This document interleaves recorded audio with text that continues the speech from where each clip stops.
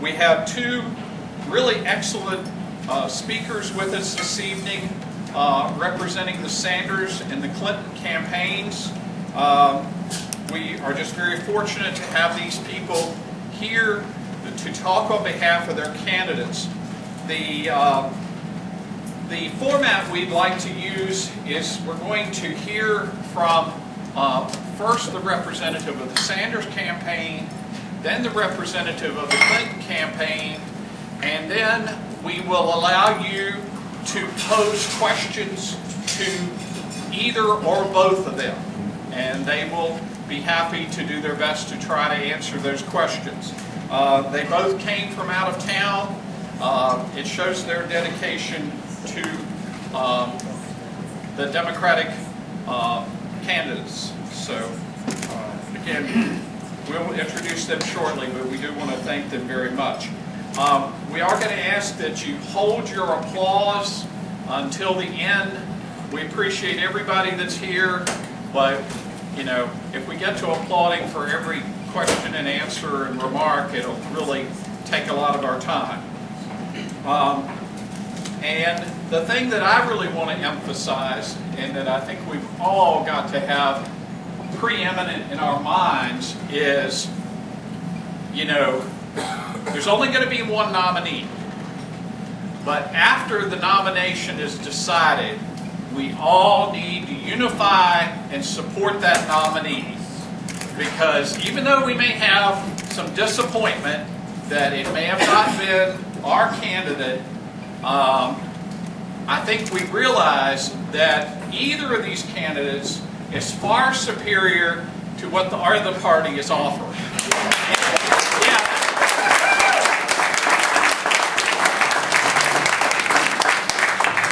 You know, we've seen what our very fine president has had to endure the last 8 years, but we need to keep the White House in Democratic control, and you know, we've got to unify to be sure that there is another Democratic president for so many reasons, not the least of which is Supreme Court appointments, and we see what's being done now with the current opening on the Supreme Court. So just, you know, even though you may be disappointed ultimately this summer, pick yourself up and remember we've got to support the Democratic candidates in this race, okay? At this point, I'm going to turn the stage, if you will, over to Senator Frank Miller.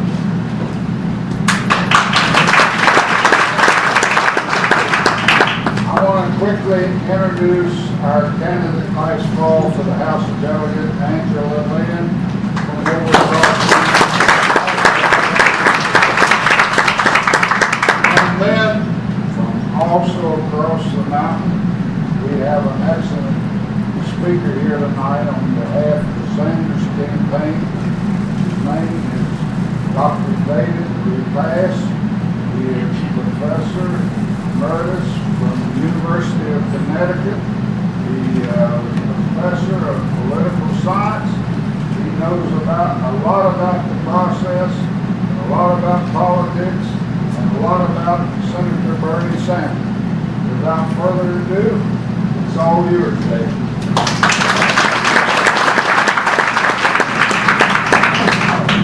Well, it's a pleasure to be here and to see democracy working in the Democratic Party. That is rather fun. Share ideas, learn from each other. I'm going to take 2 points up at first that are usually asked about. First is electability. The next is that socialism thing. Electability. Now, there are a lot of Democrats who are very afraid that Bernie Sanders cannot get elected. Now, here we have a candidate who 8 months ago was unknown, and he began a campaign against a very well-known person who had much experience, including having campaigned for president. Everywhere he went, and still everywhere he goes, there's overflow crowds. There's something there that he is saying that people are responding to. And he has collected billions of dollars. He doesn't get any money, of course, as you know, from the super PACs and the development. He has collected it from people like us. And there are well over 1 million who have contributed their billions several times. And in this process, he is caught up with Hillary. 8 months ago, he was nowhere. Now he's at least equal. In 8 more months, there'll be the general election. He has 8 more months to get elected with the people of this country. A lot of people have never seen him, never heard of him. He's authentic, consistent, passionate, and trustworthy. He speaks to the concerns of the people, and in all the polls, he has the most favorable of any candidate. I don't know why he's sort of pushed away. Now let me give you what might well happen in November. Answer the question, is he electable and will he drag down the Democratic victory? In the Freddie Bank poll, a very, very quality poll, a week ago, Sanders beat Trump by 6 points. Sanders beat Cruz by 10 points. Sanders beat Rubio by 6 points. Hillary Clinton got 1% more than Trump. She got 3% less than Cruz and 7% less than Rubio. I think some consideration ought to be made as whether she is the one that may not be able to compete effectively in November. Now, the other thing is socialism. Bernie Sanders is not a socialist. He is a democratic socialist. There's a huge difference between those two things. The socialist wants government to own things. He hasn't said anything like that. The democratic socialist believes that government belongs to the people and should serve the people. And a good example of democratic socialism was the New Deal. And Bernie gave a speech back in November 19th, and I wish he repeated several times, but he explained what he meant by being a democratic socialist. And basically what he did is talk about the New Deal and FDR. And many programs that FDR developed. Social Security, minimum wage, 40-hour work week. Well, that's nostalgic. Collective bargaining, regulation of the banks, the Glass-Steagall Act, and job program, among others. Now, do you believe in these New Deal things? Yes. Well, then you're a democratic socialist. Now, I'm going to go to the heart of what I want to talk about tonight. Why I've been working so hard for Bernie. You know, I'm a political scientist, and I taught American government for many, many years. And I've been watching what's been going on in Washington, what's happening there, or should I say not happening. And what I see is alarming. And I was about to write to all my students and tell them, forget everything you learned, it's not working that way anymore. Until Bernie came along. Congress is broken. It's no longer functioning. I have a book here by 2 prominent political scientists who study Congress every day. And the title of the book is, "It's Even Worse Than It Was." Things are bad up there. And basically, Congress is in the hands of Republicans, and they are in the hands of the Republicans. Nothing can get through. Can you name anything since 2010, any major piece of legislation that has gotten through Congress? Well, I can't think of it. That's amazing. In the United States of America, our government can't produce anything in 5 years. It is frightening. The Scalia replacement of the Supreme Court is simply one example of things that have been going on for years. The denial of Obama's appointees. And so it's nothing new, it's just that it's more visible now. Anyway, that's what we're faced with. Now there are 4 major roadblocks that give power to the Republicans to block almost everything. Those 4 are 41 senators can veto any piece of legislation or any nomination. Incredible. In a democracy, 41% can block anything. And they do this through, it's not a filibuster, it's called a filibuster, but it's simply that these people who want to block things simply go to the majority leader and say, we're going to filibuster. So it goes around and gets 60 votes. Well, you can't get 60 votes, so it never comes up. That's it. Then there's the gerrymander. I'm sure you're all familiar with that. But here we have Obama elected the majority 2 times, and our House of Representatives is not represented. And they have now developed computer programs that make you do a very precise adjustment of voters in different parts of the district to get that effect.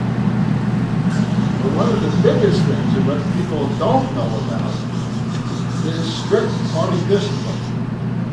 Any Republican congressman who does not toe the line, not vote with the majority leader,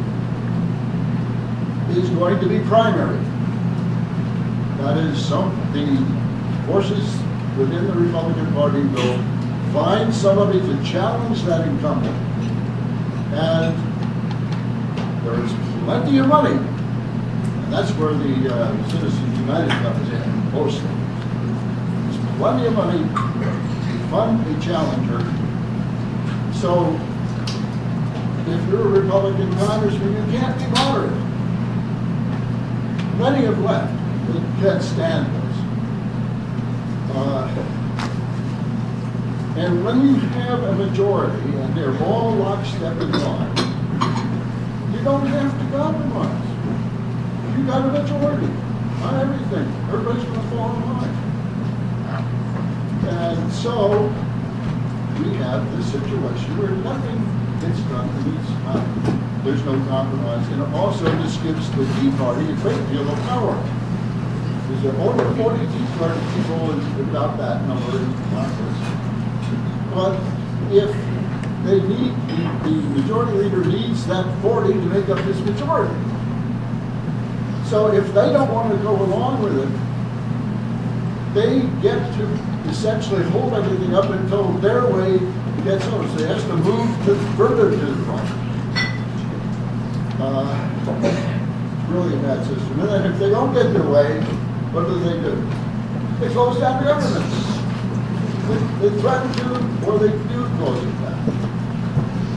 So it is a very, very, that's what I say, I was about to write to my students to tell me to get it. Because that is the system. Blocks. And that is reality. And that is the reality that Hillary Clinton will face when she gets in office.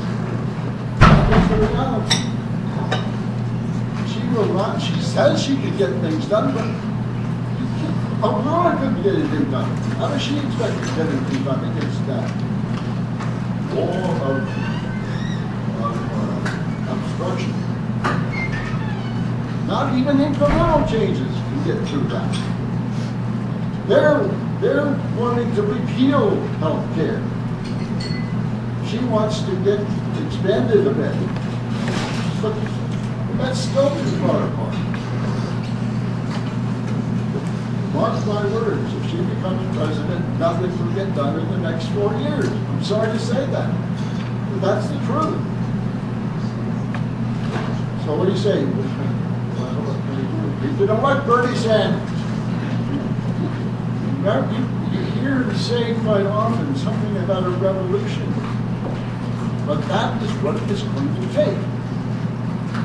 It's going to take a revolution, and that is what he's working for. People power. Right? Have the people put pressure on Washington. You can't work within the Capitol. But the people, if he gets elected, he will have a huge number of very energetic people behind him. And he can go out and ask them to write, send all kinds of messages, bombard Congress with messages. If that doesn't work, you can fall in the Washington wall. There's plenty of room for many people, believe me, at March, etc. That type of thing. And one of the main things you can do is to give fireside chats, to use the bully pulpit. Obama has never, ever, hardly ever used the bully pulpit. He's never just sat down and talked to us and tried to get his policies explained and get support. Bernie Sanders would certainly use the bully pulpit. So he would use people power to break through this logjam. It's frankly, our only hope. So anyway, that's my sad news. Thank you, David.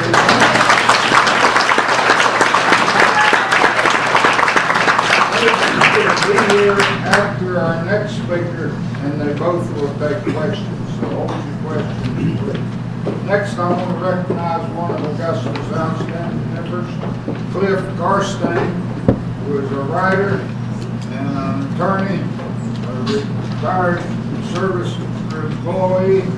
Cliff will introduce our next speaker. Cliff, it's all yours. Thank you, Frank. I am really honored to be able to introduce to you tonight Terry O'Neill, who since 2009 has been president of the National Organization for Women. He is also the president of the NOW Foundation and the NOW Political Action Committees. Terry oversees NOW's multi-issue agenda, which includes advancing reproductive freedom, promoting diversity and ending racism, stopping violence against women, winning lesbian rights, ensuring economic justice, ending sex discrimination, and achieving constitutional equality for women. She's a former law professor at Tulane, in New Orleans, and at the University of California at Davis. She holds a bachelor's degree in French with distinction from Northwestern University. We were there at the same time, but didn't. And her law degree is from Tulane. Welcome, Terry. Thank you very much for coming.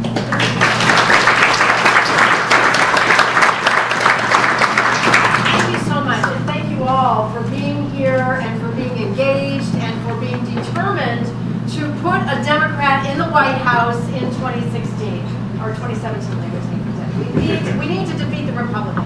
I couldn't agree more with David on that point. We have got to come together after these primaries and the caucuses, after the nomination process. We are determined to move our country forward. There is enormous dysfunction in Washington, D.C. right now. I believe that Hillary Clinton is the president who can pull us out of that dysfunction and who can lead us forward. And I want to tell you a little bit about why. Hillary Clinton is fighter who fights for us. You know, before I became president of the National Organization for Women, I actually was the executive director of the National Council of Women's Organizations. It's a coalition of women's groups, nationwide women's groups. And in that position, I really came to understand how extremely important the organized women's movement is.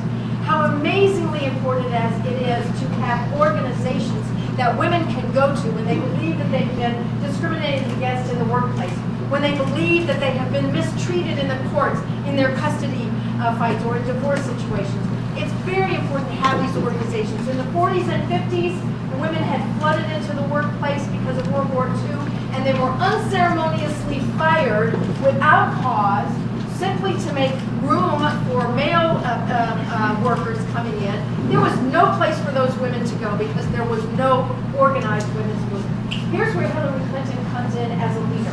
When she was Secretary of State, she transformed the State Department. She transformed the State Department. Living in an environment of dysfunction, of Republicans that are determined to not allow Democratic presidents to have any wins whatsoever, she moves into the State Department and she does two things that are absolutely crucial. Number one, her staff has to make monthly reports from every single country, and in that monthly report has to be included the status of women. What is going on in your country with women? Real metrics. What is the degree of political engagement? How many women elected officials are there in this country? What is the wage gap for women in this country? Other metrics. She insisted that the State Department begin building this kind of knowledge base and putting a gender lens on America's foreign policy. I don't think it's possible to exaggerate how incredibly important that is for our security abroad and for democracy, right? When every single country that Hillary Clinton visited as Secretary of State, she met with a lot of very important people. She met with a lot of elites. A lot of those elites were women, but she insisted on meeting with the leaders of the women's movement in each country, of the grassroots organizations, of the not elite women who are on the ground doing the work, trying to move women forward in their local communities. She legitimated that. She insisted that they are part of civil society, no less than faith communities and other aspects of civil society. This is exactly what we need. If half the population of the globe is excluded from political engagement, we will never get to peace, prosperity, and democracy around the globe. And Hillary Clinton is the one who understands that, and she put it into practice, and she knew how to do it as Secretary of State. She used her executive capacities to achieve those goals. This is what we mean. Those of us who support Hillary Clinton, this is what we mean when we say she can get it done. When Hillary Clinton was Secretary of State early on in her tenure, she looked at what was possible. Where did she have jurisdiction? Where did she have authority within the State Department to make life easier for LGBT employees of the State Department? She acted before the president was able to act to ensure same-sex couples had health benefits throughout the State Department because she went in and figured out how she could do it. The entire federal government, a lot more moving parts than just the State Department. President Obama had a lot more complicated route for him to achieve that. But Hillary Clinton goes in and says, okay, how do I do it here? I'm going to figure this out. I'm going to get this piece done. She's a fighter who fights for us and who figures out how to get things done. This is why the National Organization for Women is so proud to endorse Hillary Clinton. And by the way, may I say, when I first became elected president of NOW, I had a family member. I don't come from a very liberal family. A lot of my relatives are from Texas. And so one of my cousins asked me, he said, Timmy, where exactly does NOW fit, on the political spectrum? And I said, Walter, we're over on the obnoxious end of the it's my job to be mean, even to the people that we do endorse and that we get elected. It's my job then to go and pound on them, to push our issues forward. And and the reality is that at the federal level, the National Organization for Women endorses maybe 125 to 130 federal candidates every election cycle. When there are, 435 in the House and another 33 in the Senate up for election. It's really hard for Democrats to get the now endorsement. It is currently impossible, I'm sorry to say, for Republicans to get the endorsement. We are a nonpartisan organization. We do endorsements on the basis of issues. Endorsing Hillary Clinton is we endorsed her in 2008. We proudly endorsed President Obama after he won the nomination in 2008. This is only the second major presidential election where we have made an endorsement, and we have endorsed Hillary Clinton. Just a couple of other things that I would say. When Hillary Clinton was a United States Senator, she took the lead in issues that are crucial for women. She looked at the need for paid leave, for closing the wage gaps. She also took the lead in ensuring women's reproductive access to reproductive health care.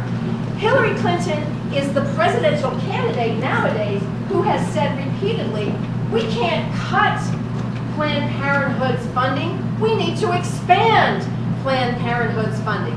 Hillary Clinton is the one who has said she knows that 1 in 3 women, 1 in 3 of us, will have an abortion by the age of 45. It is a common and necessary aspect of our reproductive health care. Hillary Clinton knows that 98% of sexually active women in this country, and that includes 98% of sexually active Catholic women, and excuse me, my last name is O'Neill, I know what I'm talking about here. We use birth control at some point. That also includes 97% of evangelical women. Birth control is basic health care, and those who would try to restrict birth control by shutting down women's health clinics or by cutting off our insurance access to it are doing nothing more than increasing women's risk of maternal mortality and maternal morbidity and infant mortality, and we won't stand for it. And Hillary Clinton has consistently been a leader in that for women. And let me just say that supporting women's access to birth control is something that overwhelmingly men in this country support. Back in 2011, when there was this big, huge effort to defund by the Republicans to defund Planned Parenthood, and we were in it, we were fighting all the time. I get a phone message on my at work, and it was a man, and what he said was, Terry O'Neill, I just wanted to say thank you for what you're doing to try to stop the defunding of Planned Parenthood and to try to ensure access to birth control. He said, you know, I get that it's part of my wife's, it's really important for her health care. And I know you keep saying that. He said, but I have to tell you, it's part of our family finances. He said, this was 2011. And he said, we've got 2 kids. We've already got 2 kids, and I've been out of work for 9 months. And I don't know what we would do if my wife got pregnant again. We need birth control as a family. And so he was thanking me. Well, every day I wake up and thank Hillary Clinton for her leadership on women's access to basic health care like birth control. So I'm just going to stop there to open it up for questions, but I just want to thank all of you for being there, and I hope that after this evening, more of you will be supporting Hillary. Thank you.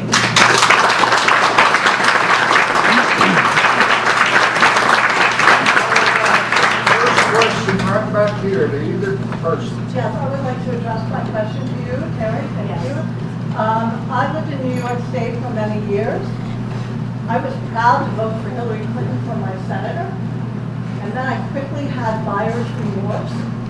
She supported the war in Iraq, and I would like to ask you, as a woman, a feminist, and a human being, how you can support a woman who supported a war that led to the death and displacement of who knows how many thousands of women and children.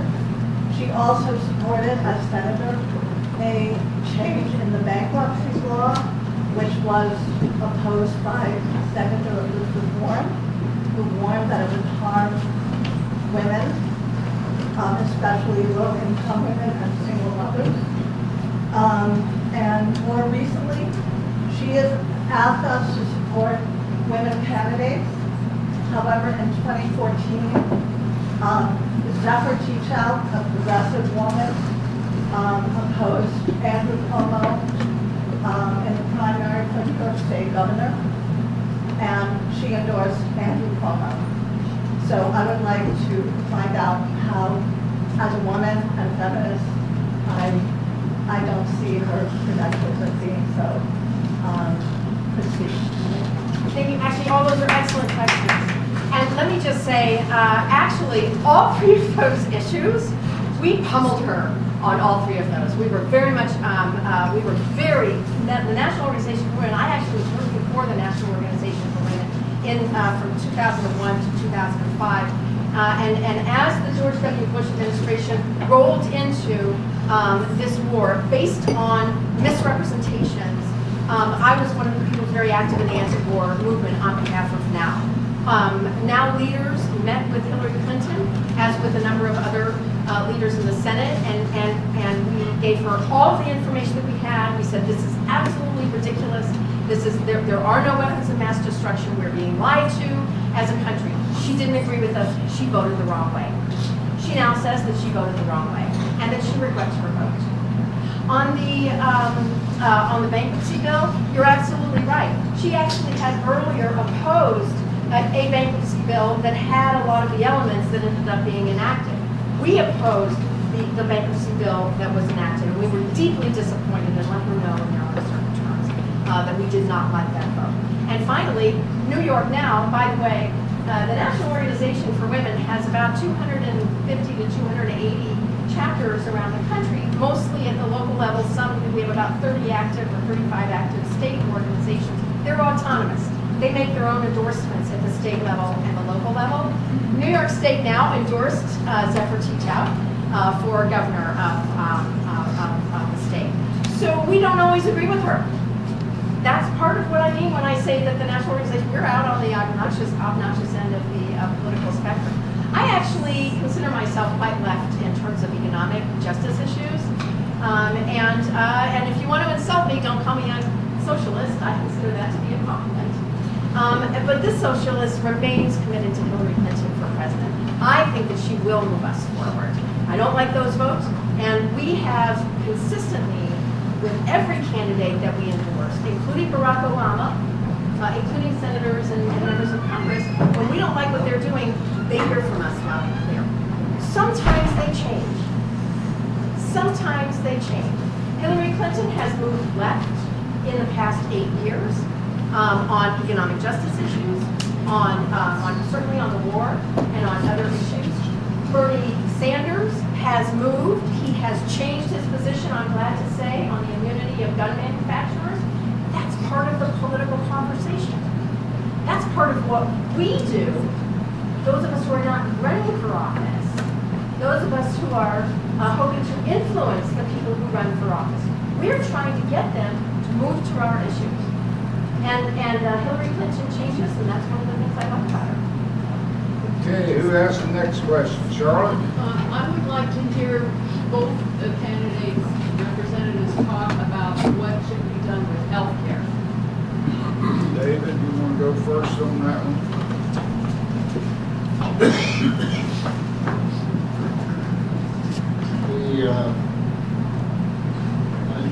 You should realize that Bernie's main position is that health care is a right. We have a right to life. We should have a right to life. Anyway, the bill, the Obamacare so-called, has several major flaws. One is that about 29 million aren't covered. The second is that many people who are covered have such high deductibles, $5,000. But they don't go to the doctor for what they usually go to a doctor for. If they're going to have to pay up, they're going to have to pay a doctor up to $5,000 before their insurance even kicks in. So it is fairly useless. And as far as cost is concerned, I don't understand why there's so much opposition to is switching from private, what do you call it, private, what do you pay every month for that? Private premiums, to have a tax pay for that same amount, or less. But there is a huge cost of private insurance that has to be calculated in, and that is they have to pay stockholders. That doesn't help your health, it helps theirs. And the stockholders, of course, how does the insurance company make money? It's a profit company. How does it make money off your health? Well, how many are still having trouble getting some procedure from your doctor? Because the insurance company has turned it down. Is it anybody here who's had that experience? Not many, but it's still happening. And you shouldn't. I've been on Medicare for a long time, and I'm still going strong. It's a very good system, and I think they really understand it. Everybody likes Medicare who's on it. They're in trouble with it. And it doesn't have a CEO that's getting $150 million. Well, exactly. I mean, there are all of these reasons to have Medicare for all. It seems to me a no-brainer. Gary? So what Hillary Clinton is saying, actually, there's not a lot of daylight between the ultimate goals between Bernie Sanders and Hillary Clinton. Both of them want guaranteed health care for every single person living in this country. Not citizens, people living here, whether you're a citizen or not. The way Hillary Clinton wants to get there is to take what we have, which is the Affordable Care Act, and do three things to it. First, address the prescription drug price issue. Get Medicare to be allowed to negotiate with the drug companies to pull those costs down on the Medicare side. Second, on the premiums are too high in many states. So what she's going to do is work to lower those premiums and also at the same time lower the co-pays. The co-pays are too high in many states, depending on what state you're in. Recently, Hillary Clinton has also said that she is in favor of a public option. I will tell you the truth. One of the things that was the bitterest disappointment to me with the Affordable Care Act that ultimately was passed was the removal of the public option. The reason that now we were really pushing for a public option is that we believe that's the pathway to eventually get to Medicare for all. If there's a public option that can have a fair shot at competing with the for-profit insurance companies and with the non-profit insurance companies. Blue Cross Blue Shield, is a non-profit organization, but I don't think that it can compete against Medicare if it had to. So if you had a public option that the insurance companies would be forced to compete with, I think more and more the public option would prevail, and eventually we would get to Medicare for all. So Hillary Clinton is for taking what we have, making it better, moving through the public option, and I will be fighting very hard to move through the public option to get to Medicare for all. One follow-up, and then we'll get to your next. Obamacare is a good example of the power of corporations in this whole business. The reason why prescription drugs are so expensive is that in order to get the bill through, Obama had to promise the insurance, the drug makers, that they would not be touched. In Medicare for all, of course, the government can bargain for prices, and it brings down that. That's what the thing. Terry, do you need any response to that? Well, I think that what you said really points out a big problem that we have, and that is the political reality of what you have to do to get a bill through. If we had Hillary Care in 1992, we actually would have done, but Hillary Care was a little bit better than Obamacare. It reined in the insurance companies, that's why it's wrong. Are we going to take something to Obamacare? Well, this gentleman back here was next. Yeah, so Joe, I think. if you look at the United States situation, if you look externally, compare us to other developed nations, we look so bad in so many different ways, whether it's healthcare, whether it's unions, workplace issues, social justice, income inequality, all that sort of stuff. We look horrible. If you look internally, the gentleman just laid out all of our problems that we're having, and it's worse than he said. There's a famous quote that I'm going to have to paraphrase by Dag Hammarskjöld, the initial president of the United Nations, which is that we all love incremental change, and we all know the positive things we want to move forward. But there are times when you're moving forward in your path and you come to a chasm, and you can't cross a chasm a step at a time. You've got to leap across it. And I'm sorry, Hillary Clinton is an incrementalist. That's what she is. And we are at a chasm. We cannot incrementally get across that chasm. Everybody knows, it's quite clear, Democrats win when you have a passionate supporters and they turn out. Democrats lose when there's no passion and they don't turn out. And clear goal. And I don't think they're going to do that for Hillary. So my question is to either of you, tell me why I'm wrong. I certainly won't. So, Go ahead, Terry. honestly, two things. First of all, actually, Hillary Clinton, yeah, I think she is an incrementalist, certainly compared to Bernie Sanders. I think there's a question about that. What kind of chasm we're at, and whether actually Bernie Sanders will be able to leap across that chasm and get us there, nobody has a crystal ball. If he's the nominee, I will work my heart out to jump over that chasm with him. But make no mistake, Donald Trump is the nominee for the Republican Party, right? If he does not become the ultimate nominee, I will be deeply, deeply surprised.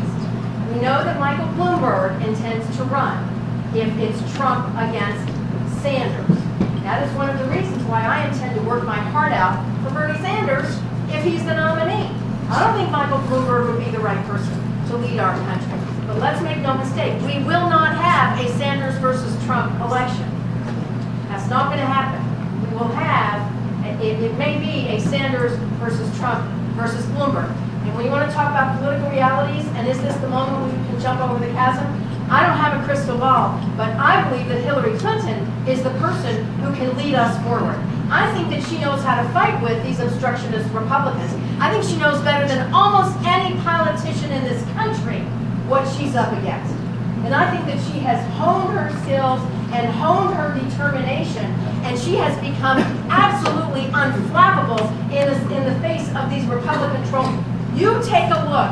Go on Google and watch her 11-hour performance during the Benghazi hearings. And you tell me where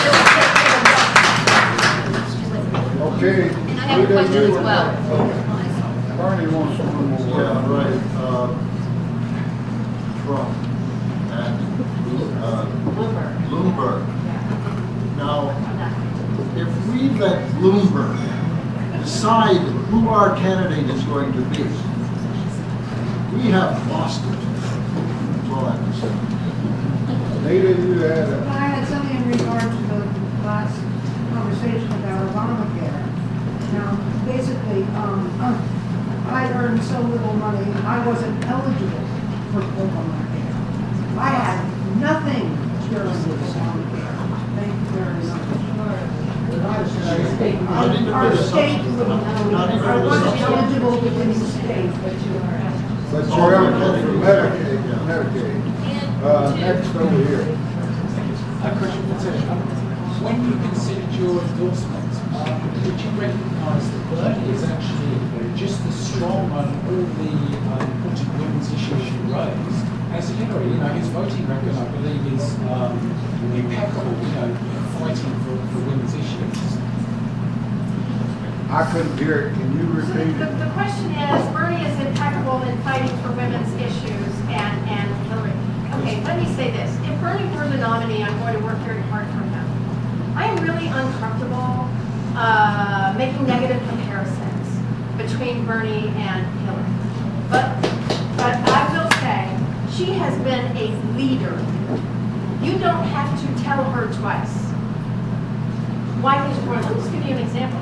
So when she looked at, when she started really looking at the cost of college and how to make it so that people can get a 4-year college degree, you know, and yet save for their retirement, and yet save for a down payment on a house and so forth, what did she do? She is an incrementalist more than Bernie is, right?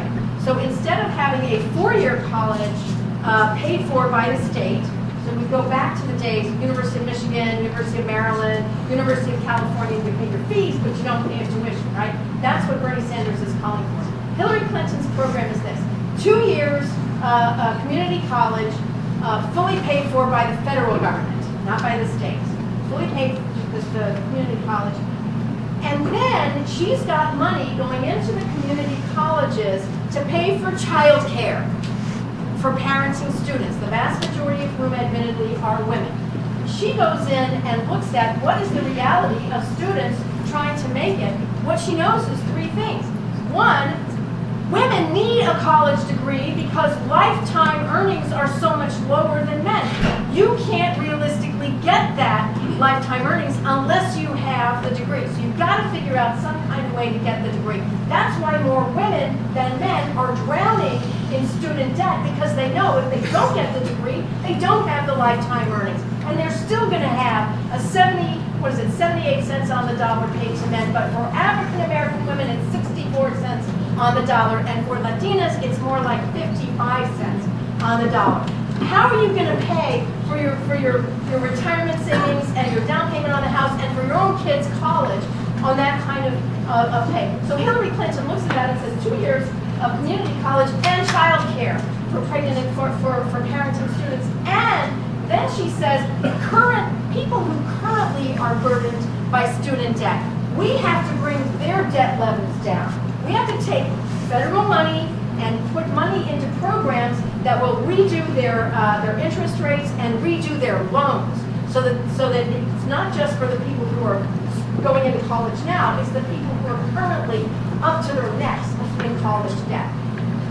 That's the kind of leadership, actually, that we looked at when we decided to endorse Hillary Clinton. Okay, over here, Salome.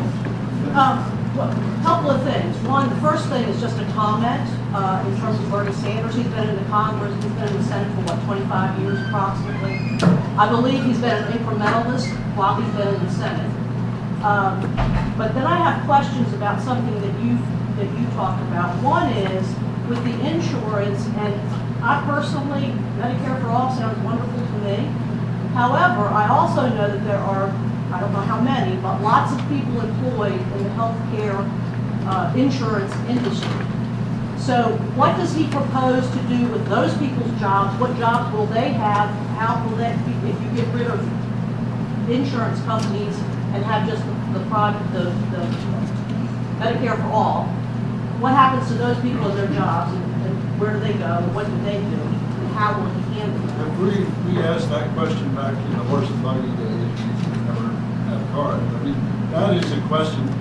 You're going to force everybody to pay a lot more for insurance, for health insurance, just so a few people can save their jobs. I'm sorry, I can't buy that. And as far as Bernie being an incrementalist, he is a independence person. He's been an independent senator all these years, and he's stuck with. He has been consistent on every issue for 30 years. I had the 3 things, and I didn't get the third one out. I'm sorry. The third one was Obama had lots of enthusiastic supporters when he ran in 2000, wherever the first time, 8, whatever it was. He had tons and tons of enthusiastic, a lot of the same type of supporters that Bernie has now. So how does he, and Obama didn't get, he got a lot done, okay, while he's been president, but he didn't get nearly as much done as what his supporters were telling people he was going to accomplish, et cetera. So how is Bernie going to be able to engage and keep those people engaged after he's president, if in fact that's what happens? Well, first of all, Obama finally formed this internet, what is it, something for America?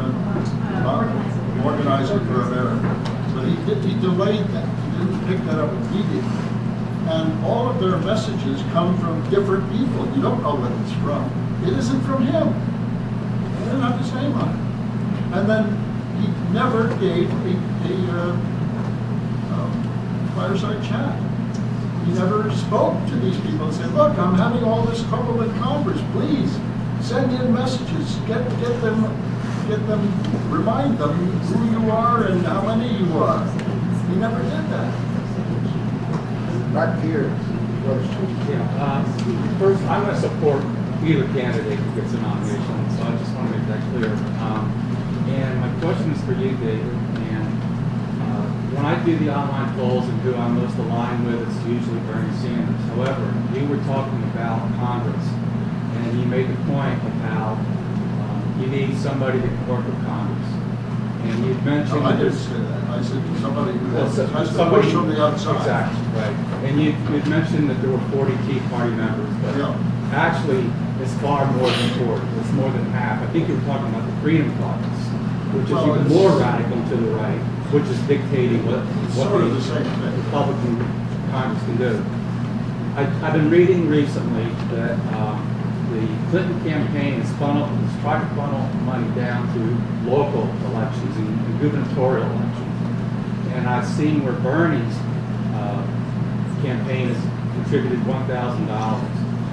Going forward, either one, if they're elected, is going to have the same problem that our current president's had, and that is a uncooperative Congress.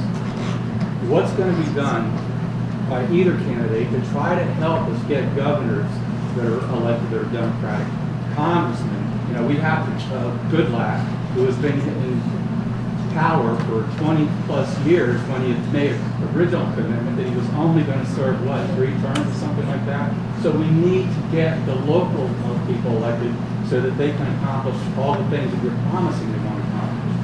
You're absolutely right. The Democratic Party needs to organize at the local level. Republicans have been doing this beautifully. That's why they got so many state legislatures. The state legislature did the Garrett. That was a long-term plan. Howard Dean, of course, was trying to do this as chair of the Democratic Committee. I am sure that Bernie Sanders would be full behind it, but of course, right now, he can't spare much money since he doesn't have any big money. But anyway, I'm sure he will do that. And he will, I'm sure he understands as well as anybody the importance of what you just said. Terry?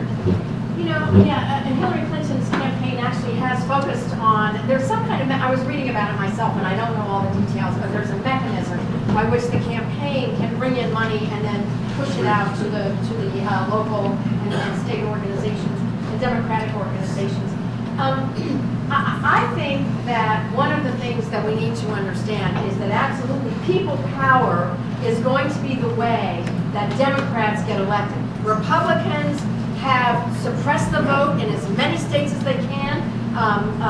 In Virginia, I just learned today, my friend Sheila Coates told me that 14,000 former felons have had their vote restored thanks to the governor of Virginia, Terry McAuliffe.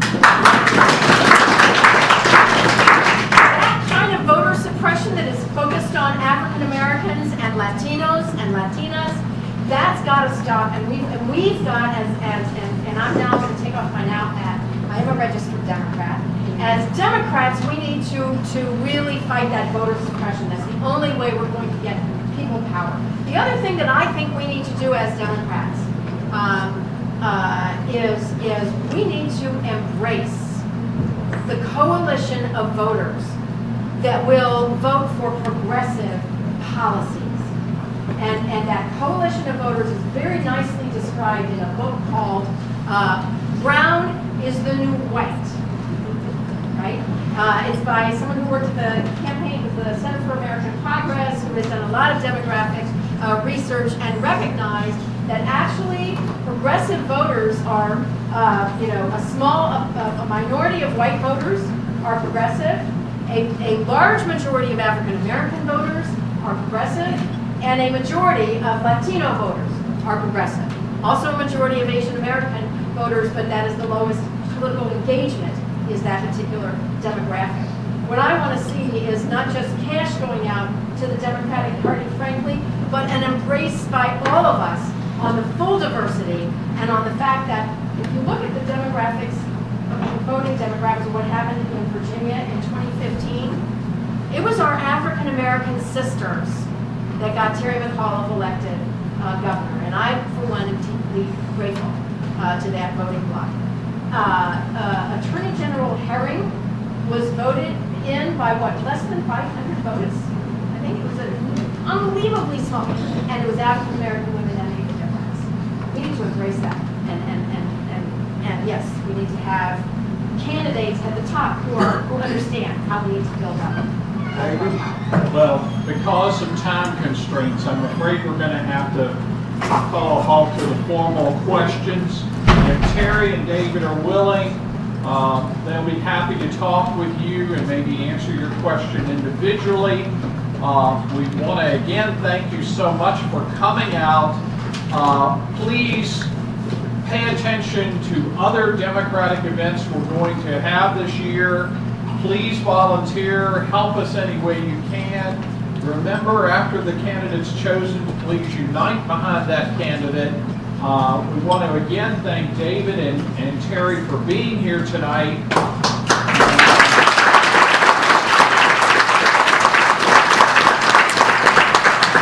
Thank Terry Holmes and Mill Street and all the other people who help coordinate everything, the members of the Staunton, Waynesboro, and Augusta County committees. But keep the faith, stay active, and feel free to have another glass of wine or a beer and hang around and socialize for a while if you would. And we do have at least one announcement. I'll call on Angela Lynn, and then if anyone else has any announcements, we'll receive those. I'll be blessed so you can get your beer or wine. First off, thank you very much. I absolutely agree that these are such a tough choice because our Democrats, we have such good candidates. And I am here because now it's first week, and because gerrymandering, one of the issues that have been a part of a problem in Virginia, has been something I've been working on. I never stopped working for you, and I will not stop working for you. So I brought tonight for every the Augusta Democrats, the Albemarle Democrats, the Waynesboro Democrats, the Staunton Democrats, the Rockbridge Democrats, all the ones that I was trying to represent, would like to end gerrymandering. We'd like to get those candidates, whoever it is that's our nominee, to have the backing in our congressional elections and our state elections. So this is up to us to end gerrymandering in this state, and I'm going to have that material out at every precinct so we can educate people